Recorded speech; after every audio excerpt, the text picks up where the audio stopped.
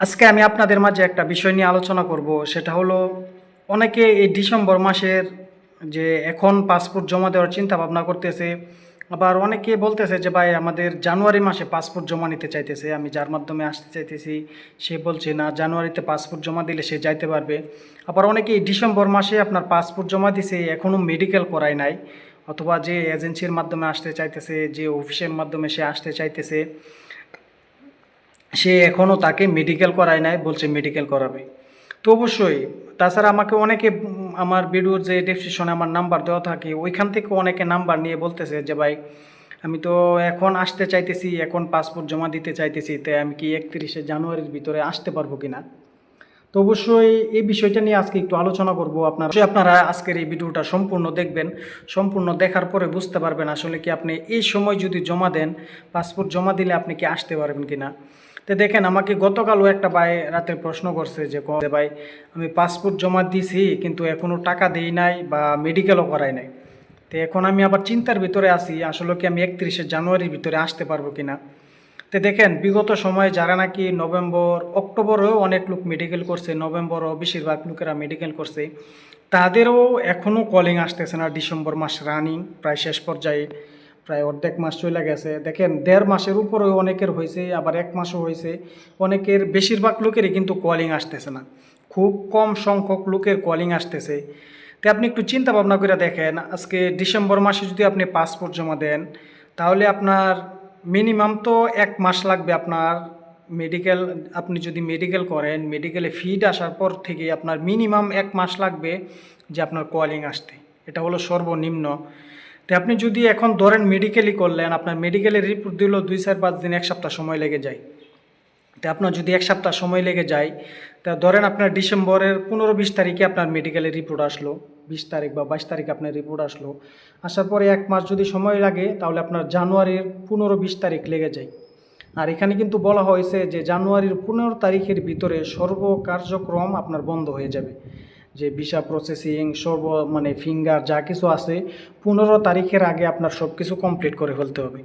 তো অবশ্যই এই জিনিসটা আপনারা মাথায় রাখবেন, যারা নাকি এখন পাসপোর্ট জমা দিতে চাইতেছেন কিংবা জানুয়ারিতে মেডিকেল করতে চাইতেছেন, মানে ডিসেম্বরের শেষ দিয়ে মেডিকেল করতে চাইতেছেন, এই জিনিসটা আপনারা একটু মাথায় রাখবেন।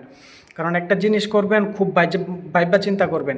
দেখেন, বিগত সময়ে কিন্তু প্রায় 2023 সালে আপনার অনেক ভাই, প্রায় 17,000 প্লাস 18,000 কর্মী, তারা কিন্তু সব কিছু কমপ্লিট হওয়ার পরও সরকার ঘোষণা দিছে 31শে মের ভিতরে প্রবেশ করতে হবে। 31শে মে, এই যে দেখেন, এরপরে কিন্তু তারা সব হওয়ার পরও আসতে পারে নাই। এখন যদি মনে করেন আপনারা ওই পাসপোর্ট জমা দিলেন, মেডিকেল করলেন, টাকা পয়সা জমা দিলেন, আপনাদের সাথেও এমনটা হতে পারে। অবশ্যই এই জিনিসটা একটু মাথায় রাখবেন, বা যে আপনাকে আনতে চাইতেছে, যে অফিস আপনাকে আনতে চাইতেছে, তাদের সাথে একটু ভালো করে কথাবার্তা বইলা তারপর আসার চেষ্টা করবেন। আর অবশ্যই যারা জমা দিতে চাইতেছেন তারা অবশ্যই এই মাসটা একটু অপেক্ষা করেন। এই মাসটা অপেক্ষা করার পরে বলে যাবে যে আসলে কি সময় তারা একটু বাড়াবে কিনা, বা নাকি এই সময়ের ভিতরে আসতে হবে।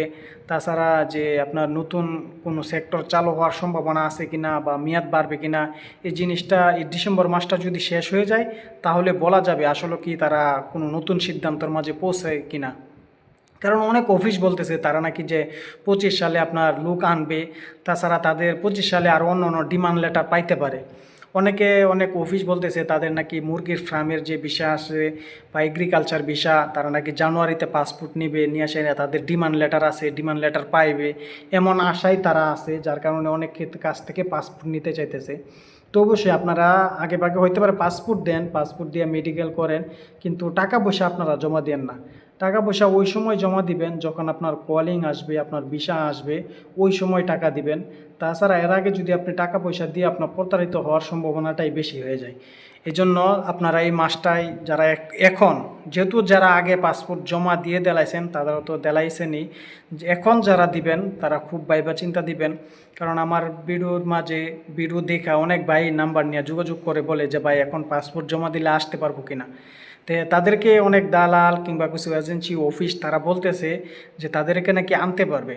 যে সময় আরও বাড়ানো হবে বা তাদের কাছে অন্য ডিমান্ড লেটার আছে। তো এটা অবশ্যই আপনার জানুয়ারি মাস পড়লে তারপর বোলাটা এ পর্যন্ত। এই জন্য আপনারা যারা আছেন, যারা আসতে চাইতেছেন, আপনারা অবশ্যই এই মাসটা অপেক্ষা করেন, এই মাসটা শেষ হোক। যখন জানুয়ারি মাসটা আরম্ভ হবে তাহলে বোঝা যাবে যে আসলে কি সময় তা এই দেশের সরকার কি বাড়াবে কিনা বা অন্য কোনো পদক্ষেপ নেয় কিনা। এই জন্য অবশ্যই আপনার এই জিনিসটা একটু মাথায় রাখবেন। ভালো থাকবেন, সুস্থ থাকবেন। আসসালামু আলাইকুম রহমতুল্লাহি ওয়া বারাকাতুহু।